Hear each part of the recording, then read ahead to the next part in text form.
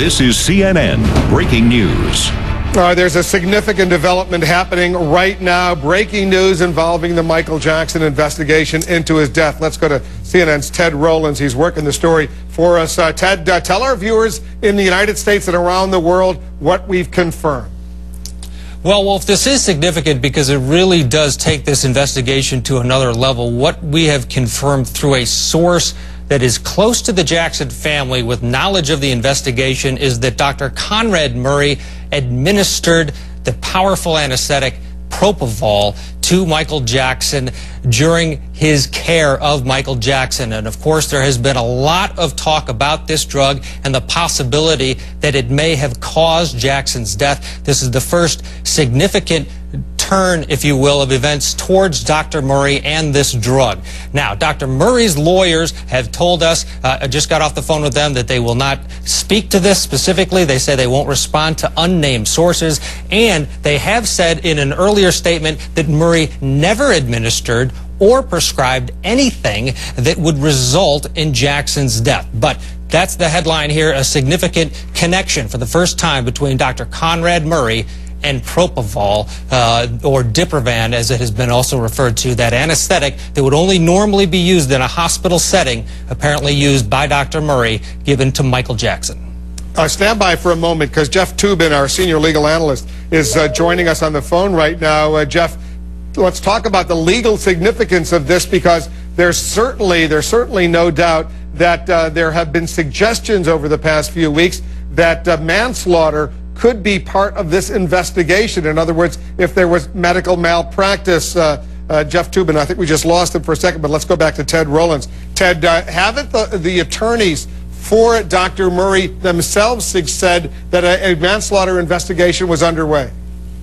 Well, that was in the search warrant, which was served in Houston last week at the clinic of Dr. Murray. In the affidavit and the search warrant itself and the return of the search warrant, it spelled out that what investigators were looking for was, quote, evidence that could support a manslaughter case. We're also told through sources to expect possibly more of these search warrants in connection with Dr. Murray in the days moving forward. Clearly, there is an investigation that involves the possibility of manslaughter, and now with this new information that there is a connection. Now, for the first time, we're hearing between Murray and this Diprovan or Propofol that normally wouldn't be used in the setting that it was apparently used for.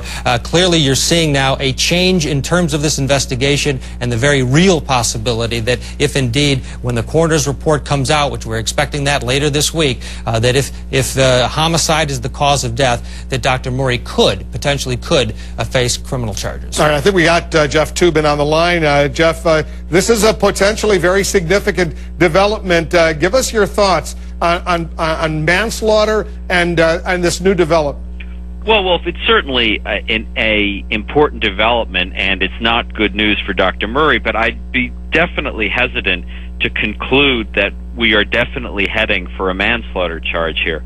There are other possible explanations for how this drug could have been administered, at whose instigation, how many times it had been done before, what were the circumstances, what did the doctor know, what did Michael Jackson tell him, what did Jackson have access to on his own.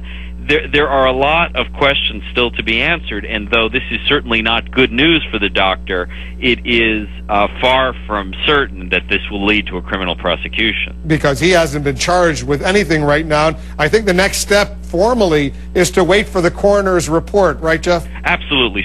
The most important piece of evidence will be cause of death. How did Michael Jackson die?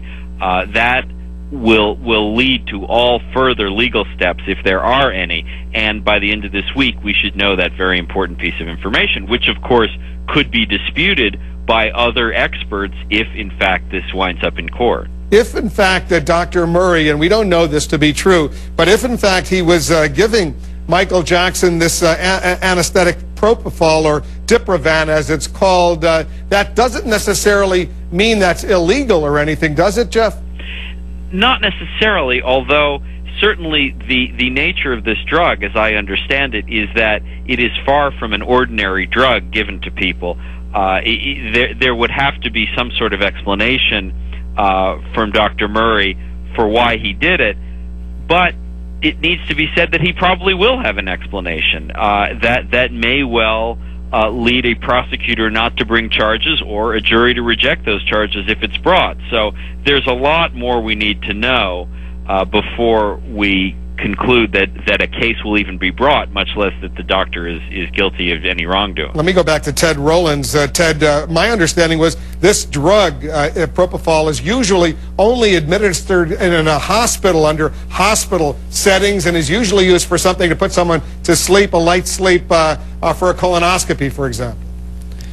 Exactly, a hospital or a clinic scenario, not in somebody's home. But as Jeff said, if the doctor, let's assume for a second that indeed he was using it, as our source is telling us, he could very well have a very good explanation for it because it's not a controlled substance. Having it is not illegal. If he's got a good explanation for it, possibly that in itself would be enough. One other note here is that there is a third meeting between Dr. Murray and LAPD that was to take place last Friday, but following that search warrant that was served in Houston, they postponed that meeting, and that meeting has not yet been set. But Murray's people, his lawyer told us just a few minutes ago on the phone again, they are more than willing to talk to police and tell them whatever they want. At least that's publicly what they're saying. And so no formal comment on this specific new development from the lawyer?